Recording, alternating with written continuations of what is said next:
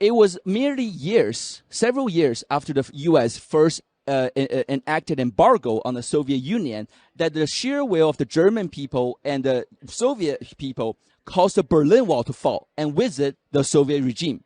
And we, here at NFIC, supported by hundreds of millions of Chinese worldwide, believe the same, that as soon as America stops supporting the Chinese Communist Party, from DOJ, from Wall Street, from big tech, as soon as we decouple from the CCP, the sheer corrupt weight of the CCP will cause the regime to fall on its own.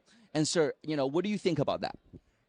Well, we all remember, not fondly, what happened at Tiananmen Square in the late 1980s. Well, that was ultimately was a demonstration of great courage on the part of the people in Beijing. Unfortunately, it was beaten down ruthlessly by the Chinese government. But one should not allow that defeat, painful and bloody though it was, to discourage people from taking other measures to bring this regime down. And it is very sad to see policies embraced by the U.S. government at all levels actually strengthening the government in China. Here's a quick example.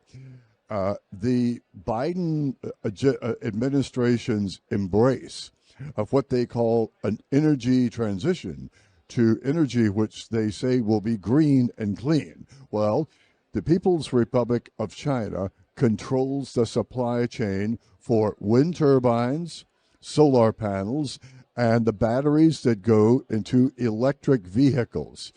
That transition will line the pockets of people in Beijing and people who are doing business with them elsewhere, again, to the detriment of the people in China, as likewise to the detriment of the people in the United States, Europe, and elsewhere. These policies undertaken for purely selfish reasons, to make money and to put even more governmental power into the hands of fewer people in the name of combating the so-called climate crisis, which is a complete hoax. These are the kinds of things that we can stop. They can be stopped in this country by recognizing what the ultimate goal is. Domestically in the United States, it's to put more power into the hands of fewer people. And of course, the government in Beijing is perfectly willing to go along with this because it strengthens their power. China is currently the biggest geopolitical rival of the United States. What in the world are we doing strengthening that geopolitical power?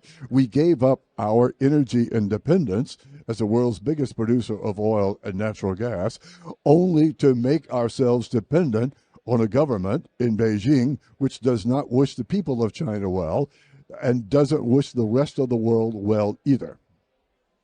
Wow, beautifully said, sir. Thank you so much.